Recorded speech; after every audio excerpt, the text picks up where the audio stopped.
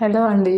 నేనైతే ఈ వీడియో చాలా బాధతోటి వాయిస్ ఓవర్ ఇస్తున్నా. ఏంటి అంటే, మీరు ఎవరైనా మ్యారేజ్ చేసుకోవాలనుకునే వాళ్ళు ఆచితూచి ఆలోచించి మ్యారేజ్ చేసుకొని, ఎందుకు అంటే పిల్లలతోటి ఎంత అనుభవించాలో అంత అనుభవించాలి. అత్త మామ లేకపోతే ఎంత కష్టం ఉంటుందని నా లైఫ్లో నేను పడని స్ట్రగుల్స్ అన్నీ ఫేస్ చేస్తున్నా. వాడు ఇప్పటికీ మా పాప పుట్టినాక కూడా నా దగ్గరనే పడుకుంటా అని ఏడుస్తాడు. చెల్లమ్మని వేరే వాళ్ళకి ఇచ్చే అంటాడు.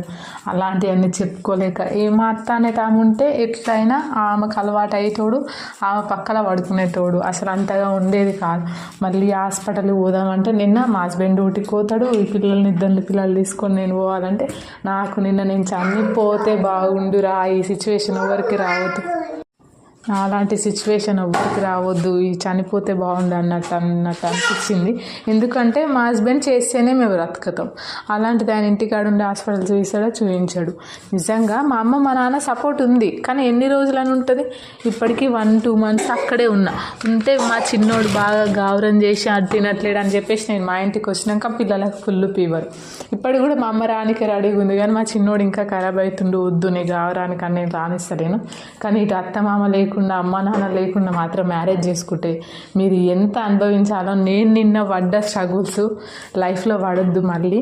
నాకైతే అంత నా లైఫ్ మీద నేను ఒంటరిగా కూర్చొని ఏడ్చిన రోజులు ఇప్పుడు 1 month అవుతుంది నేను డెలివరీ అయ్యి. 1 month నుంచి కంటిన్యూగా ఏడుస్తూనే ఉన్నా. ఏ రోజు హ్యాపీగా లేనని చెప్తా. పిల్లలు లేని వాళ్ళు ఎంత బాధపడతారో, పిల్లలు లేని వాళ్ళు ఎంత బాధపడతారో, 2 పిల్లలు ఉన్న అత్తమామ లేరు అన్న బాధ నేనైతే అంతే బాధపడుతున్నా. ఆ బాధ నాకు మా ఆయనకే తెలుసు. ఎన్ని నిద్రలేని రాత్రులో అసలు చెప్పుకోరాంది. మీరు అసలు ఎవ్వరు కూడా ఆలోచించి నిర్ణయం తీసుకొని చాలా వరకు మా హస్బెండ్కి నాకు గొడవ పెట్టిస్తుంది, అత్త ఉండొద్దు మామ ఉండొద్దు అనుకుంటారు. కానీ పిల్లల విషయంలో ఖచ్చితంగా ఇంట్లో అయితే అత్త మామ ఉండాలి. అసలు